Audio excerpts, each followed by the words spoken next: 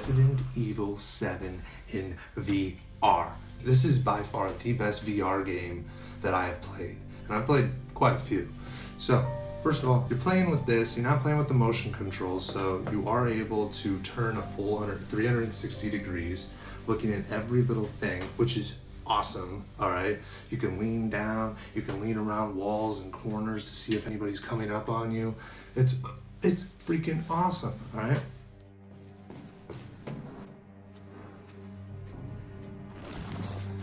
Fuck, where's he at? Oh, shit.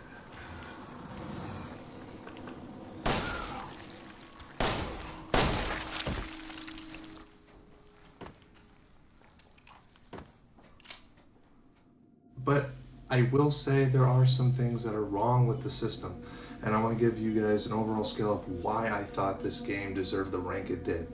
I gave it a 9 out of 10 because of certain factors. I played it so that way I wasn't sitting down. I wasn't doing that, okay? I stood up the entire game, and I literally was able to turn, and during boss fights or whatever, I would move and get out of the way of these molded creatures or whatever they are. And I'm moving, and 1 minute I'm in the living room, and now I'm in the kitchen, okay? So the problem with that is the camera on the TV cannot really track your headset. And so now I'm like, oh great, okay, perfect. It's saying I'm out of the camera space. Now I'm like, okay, where am I? Oh, I'm in the bathroom. This next room. Oh shit. Oh, that is messed up. There's the old lady. You can get right up in her face in VR. This is our future, guys.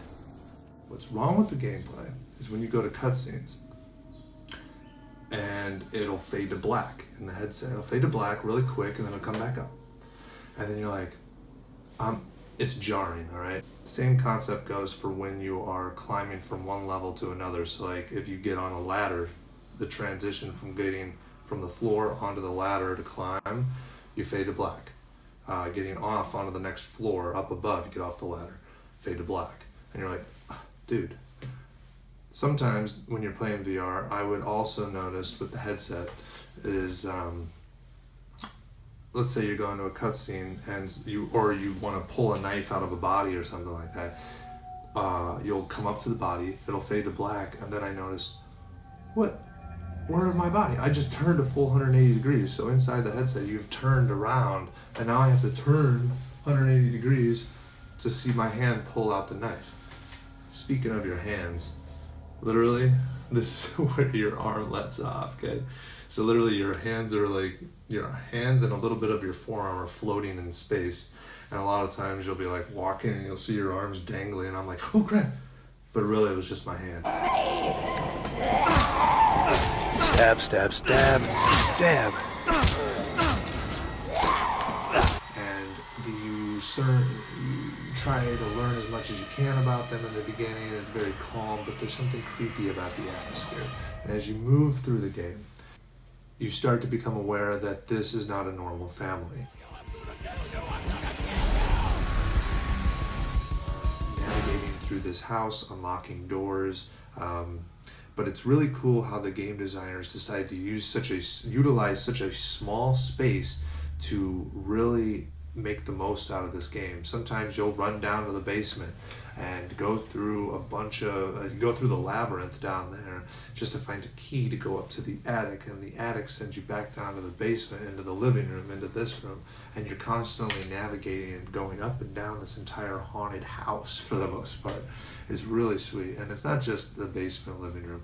You're going into attic, crawl spaces, things in a fireplace. You're really just taking advantage of this world.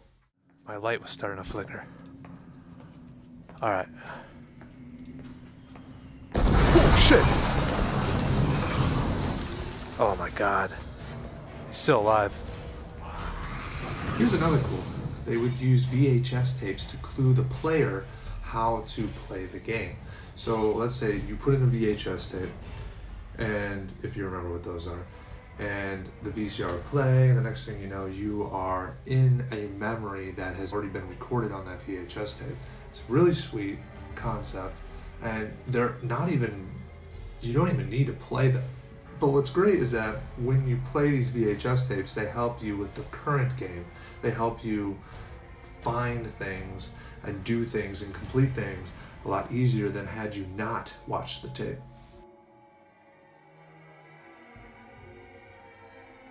Jack is unkillable. I think they refer to him as the unkillable Jack. And he chases you with a chainsaw and all that. That was intense. Whoa! Oh my God.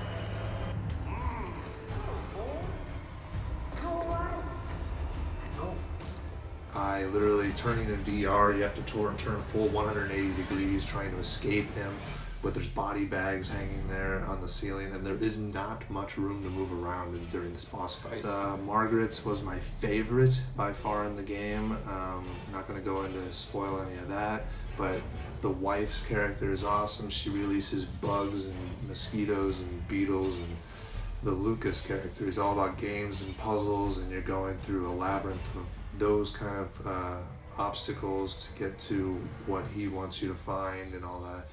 And his boss battles, okay. Now this is where the game starts to lose its momentum. I don't know what they were thinking. What were they thinking? Oh my God.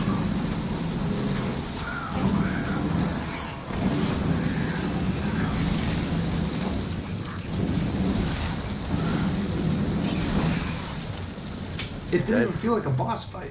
It was like a few, like, you just shoot. You can't move your character. You're rooted in one place, and you're literally just firing your gun, hoping to, like, and you block and you shoot and you block and shoot, and that's it. That's literally it. I died maybe once, and like you can check them all out on YouTube. I did a live stream of like 4 different parts from like the middle of the game on.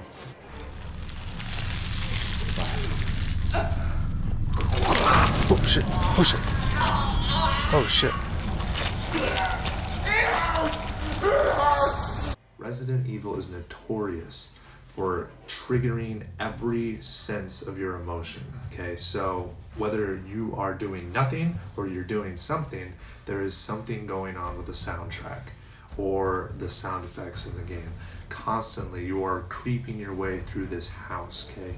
And there are noises from upstairs, down below. There are people all over you, okay? There's something going on, and there's a sense of you're never safe in this world, okay? That is awesome.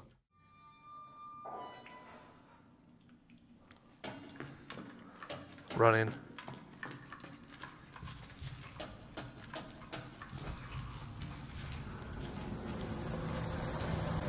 Oh shit! Go, go, go! Oh God! Oh God! They're all over! Oh God!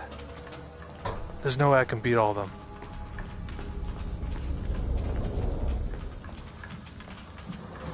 Oh God, they're right behind me. I can hear them.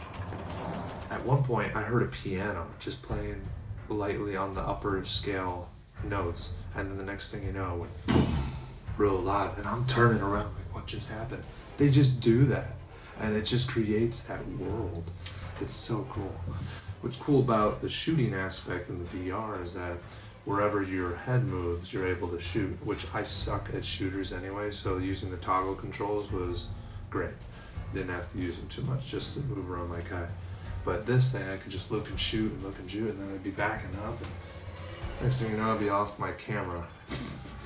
So there you go. But overall, guys, this game was awesome, and I totally recommend it. I know I spoke negatively about the game, but this was by far the most scary thing I've played in VR, and so cool. I totally recommend it. Anyway, if you guys liked this, go ahead and hit the subscribe button. I'd like to do more of these, and you know, I'm thinking about movie reviews and other things of that nature, so hopefully something comes of this, and thank you so much.